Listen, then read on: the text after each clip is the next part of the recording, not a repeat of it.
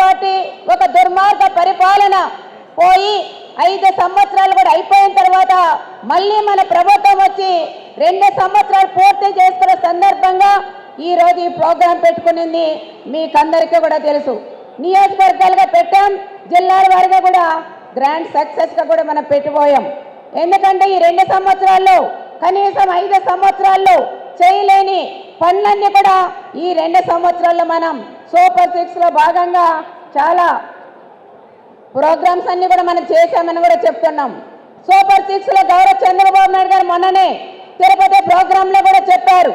Super 6లో first విడత కూడా మనకి అన్నదాత సుఖీభవ నరేంద్ర మోడీ గారి ఆశీస్సులతో నరేంద్ర మోడీ గారు చంద్రబాబు నాయుడు గారు ఇద్దరు కూడా కలిసి దాదాపు 20,000 రూపాయలు ప్రతి ఒక్క అన్నదాత సుఖీభవ కింద ప్రతి ఒక్క రైతన్నకు కూడా పడిందని కూడా చెప్పాల. దాంట్లో భాగంగా అదే కాకుండా తల్లికి వందనం మన యువ నాయకుడైన మన లోకేష్ బాబు గారు తల్లికి వందనం ఆ రోజు చాలా మంది తక్కువ మందికి వైసైకో ప్రభుత్వం ఒక గొడ్డల పార్టీ ఉన్నప్పుడు కొంతమందికి వాళ్ళ పార్టీకి సంబంధించిన బిడ్డలకు మాత్రమే ఆ రోజు అమ్మకు ఒడి వేశారు. కానీ మన అన్న మన లోకేష్ బాబు గారు వచ్చిన తర్వాత తల్లికి వందనం కుటుంబంలో ఎంతమంది పిల్లలుంటే అందరికీ కూడా తల్లికి వందనం వేసిన ప్రభుత్వం ఏదైనా ఉంది అంటే అది మన కూటమి ప్రభుత్వం అని కూడా చెప్పాలి. మన సిలిండర్లు ఇప్పుడు ఒక అమ్మాయి కూడా ధర్మవరం నుంచి కూడా వచ్చి మాట్లాడింది. గ్యాస్ సిలిండర్లు ఆ రోజు మనకు ఎలక్షన్ అప్పుడు కూడా చెప్పాం 3 సిలిండర్లు మనం ఫ్రీగా ఇస్తామని చెప్పాం. మాట తప్పకుండా 3 సిలిండర్ల కుటుంబాలకు కూడా అందజేశామని కూడా ప్రత్యేకంగా కూడా చెప్తున్నాం. ఉచిత బస ప్రయాణం ఏ మహిళలు ఎవరిని అడిగినా మాకు రోజు నియోజకవర్గం వరకే అనుకున్నాం, జిల్లాల వరకు అనుకున్నాం, స్టేట్ వైడ్ ఎక్కడైనా సరే మా మహిళలు వెళ్ళడానికి ఉచిత బస ప్రయాణం కలిగించిన మన పెద్దన్న మన చంద్రన్న కూడా మన కృతజ్ఞతలు కూడా తెలియజేయాలని కూడా చెప్తున్నాం. అదేవిధంగా డిఎస్సి పెట్టి మన లోకేష్ బాబు గారు ఎంతో మందికి నిరుద్యోగులకి ఉద్యోగ అవకాశాలు కూడా కల్పించిన గొప్ప లీడర్ ఎవరైనా ఉన్నారంటే అది లోకేష్ అని కూడా మనం ప్రత్యేకంగా కూడా తెలియజేయాలి.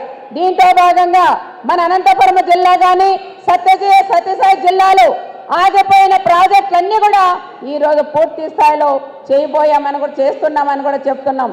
చాలా వరకు నీటి సమస్య ఉండింది, ఆ నీటి సమస్య కూడా లేకుండా చెరువులన్నిటికీ కూడా నీళ్ళు ఇచ్చాం.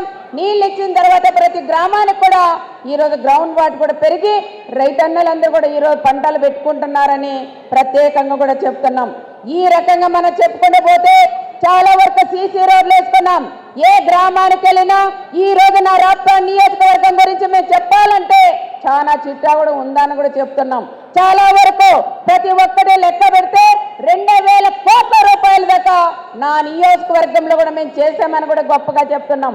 ఆ రోజులో జాకీ పరిశ్రమ వస్తే దాన్ని ఎల్లగొట్టి దానికి డబ్బులు కమిషన్లు తీసుకొని కకృతమంది అప్పుడు ఉండే ఎమ్మెల్యే ఆ రోజు జాకీ పరిశ్రమ కూడా ఎల్లగొట్టింది అందరికీ కూడా మా నియోజకవర్గం సంబంధించిన కానీ రాష్ట్ర వ్యాప్తంగా ప్రజలందరికీ కూడా తెలుసు. అదే జాకీ దగ్గర మా ప్రభుత్వం వస్తేనే మళ్ళీ ఒక పరిశ్రమ కూడా తెస్తామన్నాం. అదే పరిశ్రమ అక్కడ కూడా రేమాన్స్ కంపెనీ మా అన్న చంద్రబాబు నాయుడు గారు నా రాష్ట్ర నియోజకవర్గానికి ఇచ్చారని మీకందరికీ కూడా తెలియజేసుకున్నాం. ఏ గ్రామానికి వెళ్ళినా సీసీ రోడ్లు కానీ ప్రతి గ్రామంలో డ్యామేజ్ అయిన రోడ్లు కానీ అన్నీ కూడా మేము పూర్తి చేశామని కూడా చెప్తున్నాం.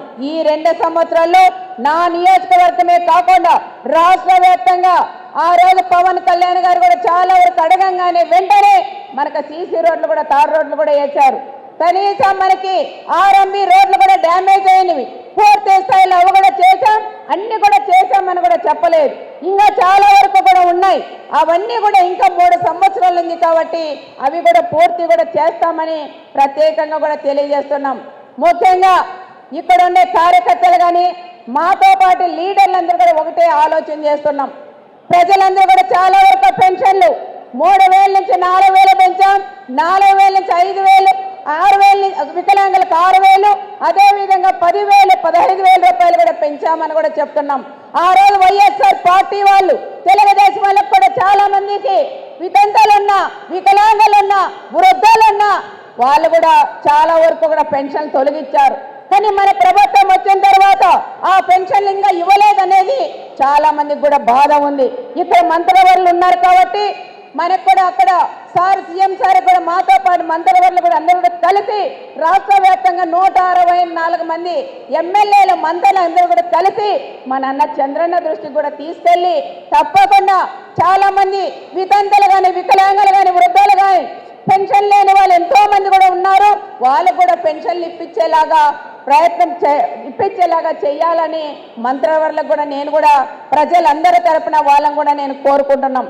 అదేవిధంగా చాలా వరకు డ్రింకింగ్ వాటర్ సమస్య ఉంది కాబట్టి అది కూడా కొంతవరకు సమస్యలు ఉన్నాయి అక్కడక్కడ, అవి కూడా సీఎం సార్ ఎందుకంటే అన్ని మనం బాగా చేశాం, చేయలేదని చెప్పట్లేదు, చేయకుండేటి కూడా మనము ఒక్కసారి చెప్పుకొని నెక్స్ట్ 3 సంవత్సరాలు పూర్తి అయిన రోజుకి ఇవన్నీ కూడా మనం పూర్తి కూడా చేద్దామని మీరు కూడా సార్ దృష్టికి కూడా మనం అందరం కూడా తీసుకెళ్లాలని ప్రత్యేకంగా కూడా కోరుకుంటున్నాం.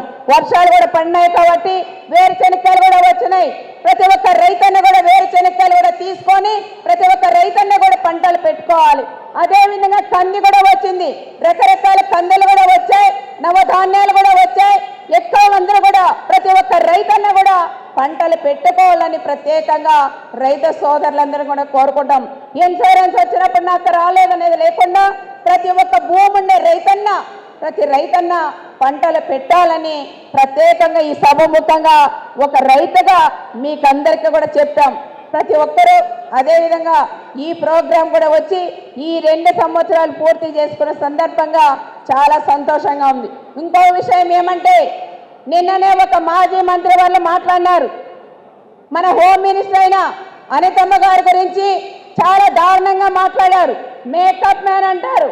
అయ్యా మాజీ మంత్రి వాళ్ళు మిమ్మల్ని ఒకటి అడుగుతున్నాం, ఇంట్లోని మన ఎక్కడైనా ఆడవాళ్ళ గురించి మీరు తప్పుగా మాట్లాడుతున్నారు.